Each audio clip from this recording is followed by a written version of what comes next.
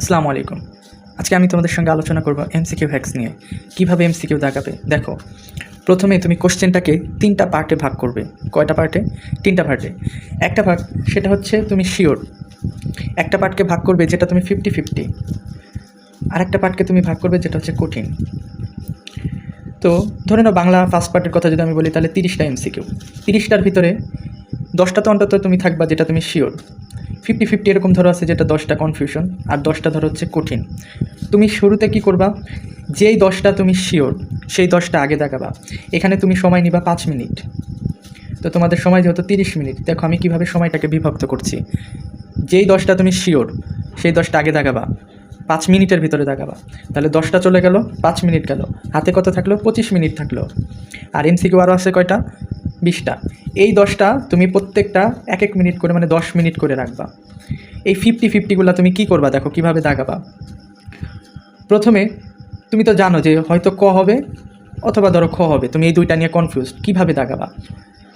যেইটার পক্ষে শক্ত প্রমাণ থাকবে, যেইটা তোমার মনে হচ্ছে না এইটা হওয়ার পসিবিলিটি বেশি, যেমন ধরো ক এবং খয়ের মধ্যে তোমার মনে হচ্ছে না খ কোথাও তো আমি পড়েছি, আমার মনে হচ্ছে এইটা আমার কাছে বেশি শক্ত প্রমাণ লাগতেছে এইটা। যেইটা তোমার কাছে বেশি প্রমাণিত মনে হচ্ছে ওইটা দাগাবা। 1-1 মিনিট করে এক একটা কোশ্চেনে রাখো।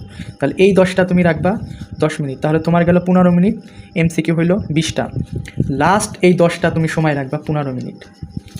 এইটাই একটু বেশি সময় দাও। এখন দেখো এই 15 মিনিট আমি এই 10টা কীভাবে দাগাবো।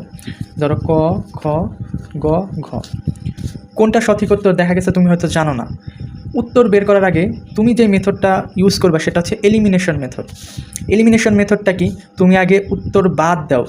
যেমন দেখো কিছু অপশন আছে যেটা দেখেই তোমার মনে হচ্ছে না এটা উত্তর হইতে পারে না, তাহলে তোমার ধরো মনে হচ্ছে ঘ আর হচ্ছে খ, এই দুইটা অ্যান্সার হবেই না।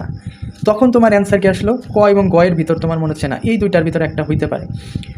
মনে রাখবা বেশিরভাগ অ্যান্সারের ক্ষেত্রে তুমি যদি অ্যান্সারের পরিসংখ্যান করো তাহলে খ এবং গ এর ভিতরে অ্যান্সার থাকার পসিবিলিটি 50% থাকে, আর ক এবং ঘ এর ভিতরে মনে করো 50%।